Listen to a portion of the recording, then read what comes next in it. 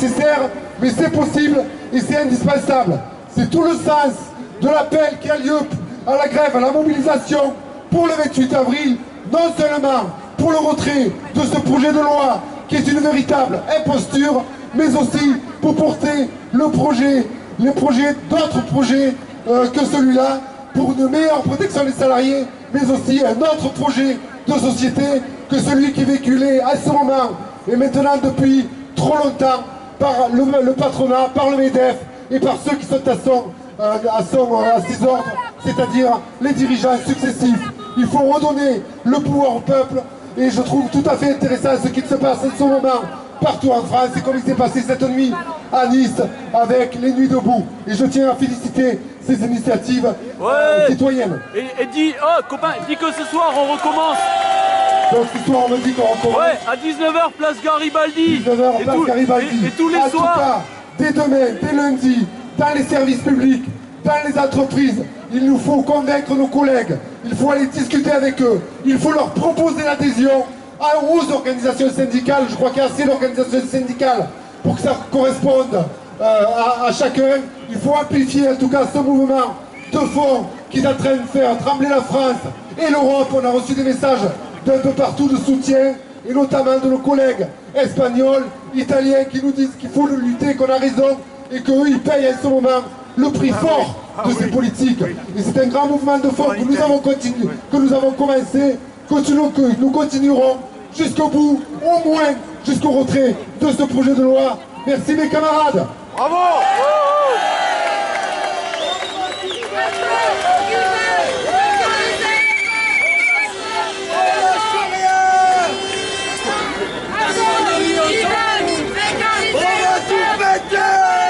Réponds. Résistance. Chers amis, Le peuple répond. Résistance. chers amis mobilisés, aujourd'hui, cela fait un mois jour pour jour, nous sommes le 9 avril, cela fait un mois jour pour jour depuis le début de la première manifestation contre la loi travail.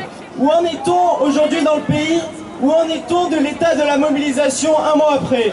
On peut dire qu'un mouvement social et un mouvement social d'ampleur est en marche.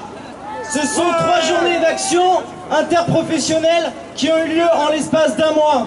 Ce sont 3 autres journées d'action à l'appel des étudiants qui s'organisent, qui votent des grèves, qui commencent à bloquer des lycées et qui commencent à bloquer des universités.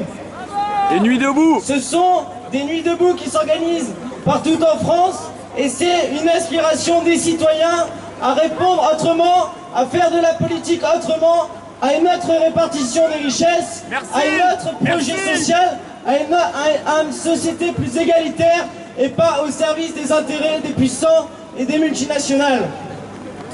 Au contraire de la politique d'autodestruction du gouvernement, nous affirmons qu'il est urgent pour développer des emplois stables, de qualité, de pousser à des politiques novatrices au service de la création d'emplois par le partage du temps de travail, de la juste redistribution des richesses, par une augmentation significative des impôts sur les très fortunés, par une augmentation généralisée des salaires pour relancer la consommation et l'économie, d'investir massivement dans l'éducation, dans la sécurité sociale, dans les services publics, dans la démocratie, pour améliorer la situation et au contraire des coûts budgétaires qui sont réalisés et qui nous mènent à l'explosion sociale.